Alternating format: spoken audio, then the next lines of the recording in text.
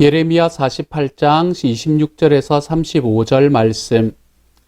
모압으로 취하게 할지어다. 이는 그가 여호와에 대하여 교만함이라. 그가 그 토한 것에서 뒹굴므로 조롱거리가 되리로다.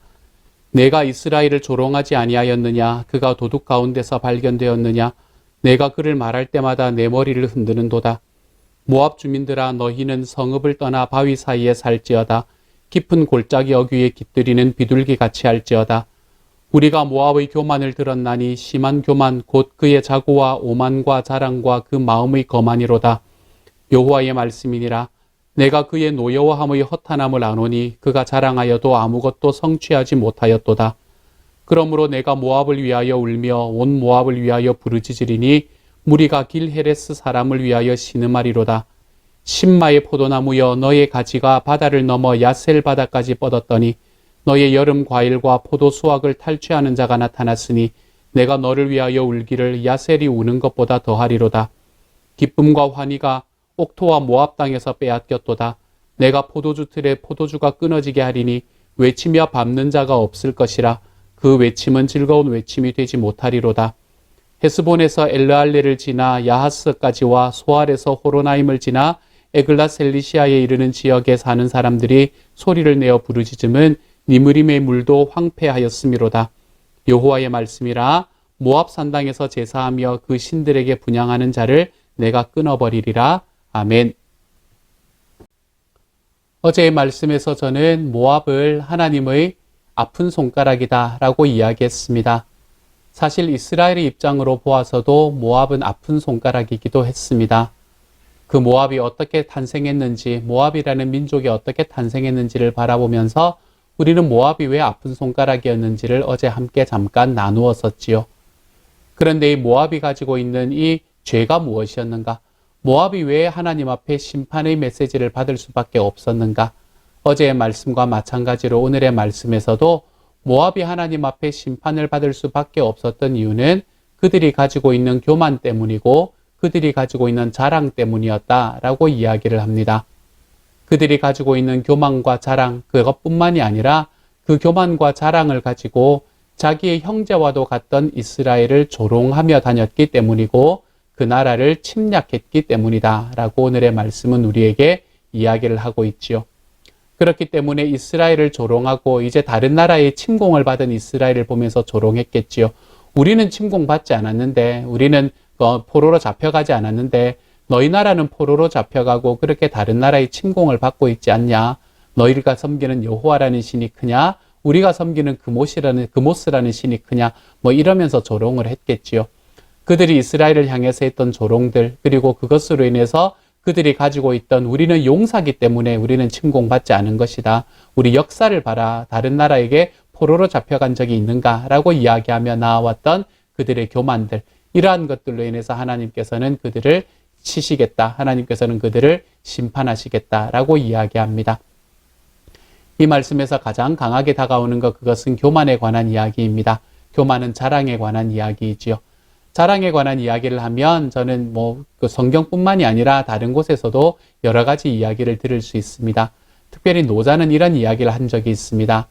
스스로를 자랑하는 자는 공이 없고 스스로를 칭찬하는 자는 오래 가지 못한다. 이는 모두 발끝으로 오래 서 있으려는 것과 같다. 이렇게 이야기합니다.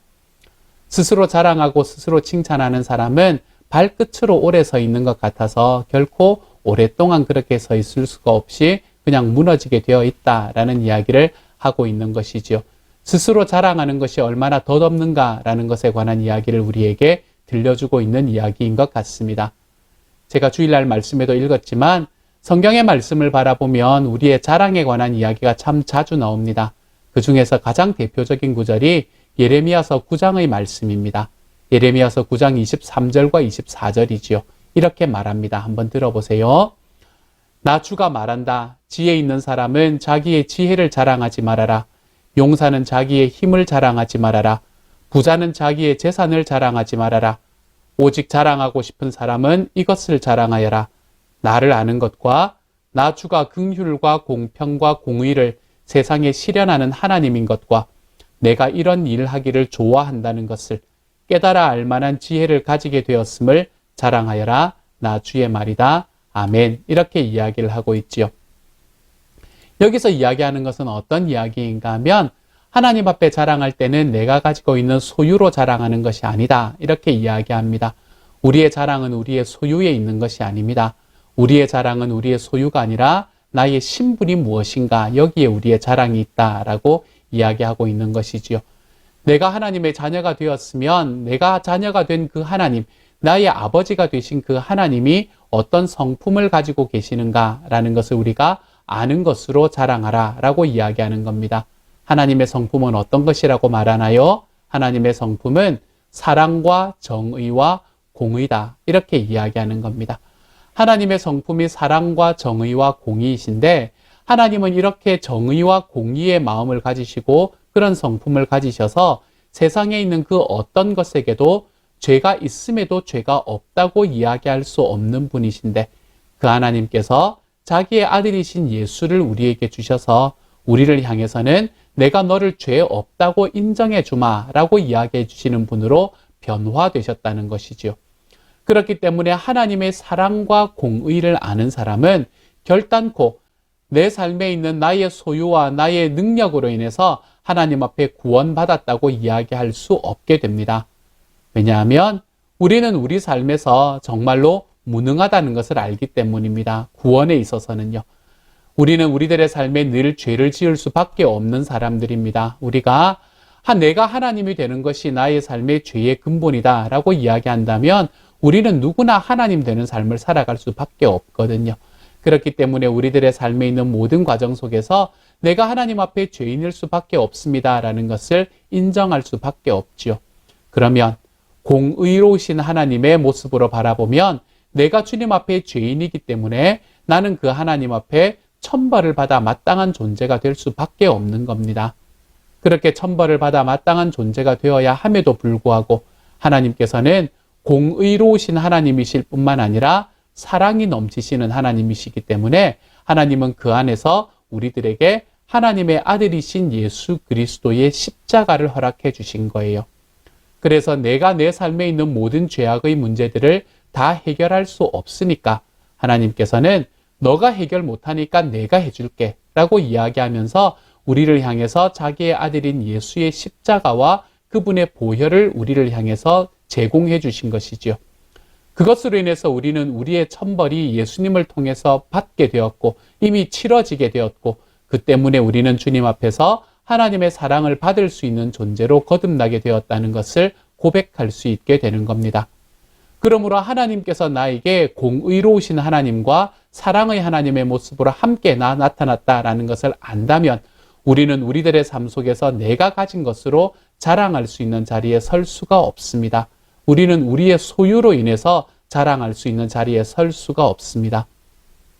우리의 자랑은 내가 아무런 소유로도 나의 삶에 있는 생명을 살 수 없는 바로 그 상황에서 주님께서 나에게 값없이 베풀어 주신 공짜로 베풀어 주신 그 주님의 은혜가 내 삶에 있기 때문에 그렇기 때문에 우리들의 삶에 하나님의 능력을 경험할 수 있게 된다. 그러므로 내가 주님의 자녀가 되었다는 바로 그 신분으로 인해서 내가 주님 앞에 자랑할 수 있는 존재가 될 수 있다는 것이죠. 그러므로 우리가 우리들의 삶에 자랑하는 것은 하나님이 나의 모든 것이 되십니다 라는 이 사실과 그리고 나는 하나님 앞에 아무것도 아닙니다 라는 이 두 가지의 사실을 인정할 때 우리는 하나님 앞에서 무엇을 진짜 자랑할 수 있는지를 배울 수 있게 됩니다. 사도 바울도 마찬가지였습니다. 사도 바울도 그의 삶에서 겉으로 그의 삶을 바라보면 자랑할 거리가 얼마나 많았는지 모릅니다. 그가 가지고 있던 신분, 그가 가지고 있던 학식, 그리고 그가 배웠던 모든 것들을 생각하면 사도 바울은 사람들 앞에 자랑할 것이 가득한 사람이었습니다. 그렇지만 그 사도 바울이 우리에게 무엇이라 이야기합니까? 나는 예수 그리스도의 십자가 외에는 모든 것을 배설물로 여기기로 작정하였다라고 이야기하지 않습니까? 사도 바울이 그렇게 배설물로 여기기로 작정한 자기의 모든 소유, 그것이 필요가 없어서 그랬겠습니까? 그에게 덜 있기 때문에 그랬겠습니까? 그렇지 않습니다. 그는 자기가 가지고 있는 소유들을 정말 주님께서 나에게 베풀어 주신 그 하나님의 구원의 은혜와 비교해 놓고 보면 정말로 아무것도 아님을 그가 깨달았기 때문에 그는 이렇게 고백할 수 있게 되었던 것이죠. 그래서 내가 예수 그리스도의 십자가 외에는 아무것도 자랑하지 않기로 마음을 먹었다라고 이야기하지 않습니까? 우리들의 삶에 하나님 앞에 자랑할 수 있는 것, 그것은 나의 소유가 아닙니다. 우리가 하나님 앞에 자랑할 수 있는 것, 그것은 나의 삶에 다가오셔서 나와 함께 하시고, 그리고 내 삶을 넘어서서, 나의 능력을 넘어서서 우리에게 새로운 길을 허락해 주시는 그 하나님의 사랑의 은혜, 그 십자가의 은혜, 그것으로 인해서 변화된 나의 신분. 이제는 내가 더 이상 천벌받아 마땅한 사람이 아니라 내 주님 안에서 내가 이제는 하나님의 자녀로 부르심을 받았다는 그 신분의 변화, 이것이 우리들의 삶의 자랑거리가 될 수 있게 되는 것이지요. 오늘 모압은 자기가 가지고 있는 그 능력과 자기의 소유로 자랑하면서 정말로 주변에서 아파해야 되는 사람들을 하나도 아파하지 않는 그 공감력이 없음으로 인해 하나님 앞에 심판받는 자리로 나아갑니다.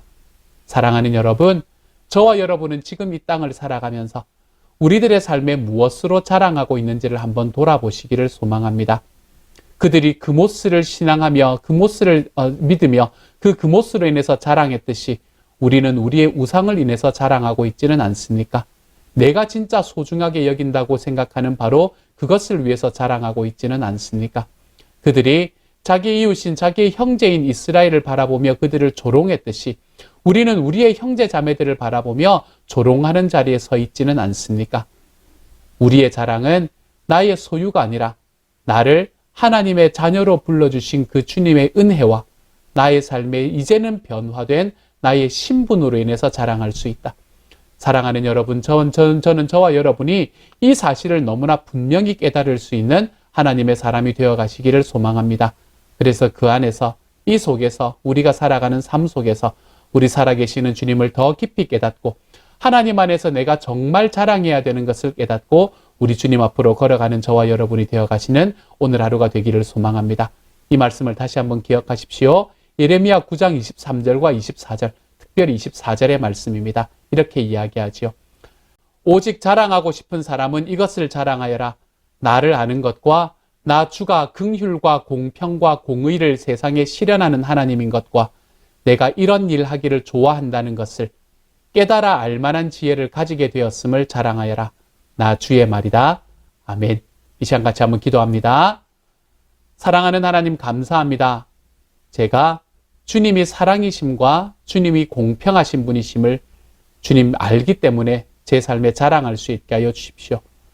그렇기 때문에 내 삶에 예수 그리스도를 주셔서 저의 죄를 용서하시는 자리에까지 이끌고 가셨음을 감사하며 주님 앞에 자랑할 수 있게 하여 주십시오.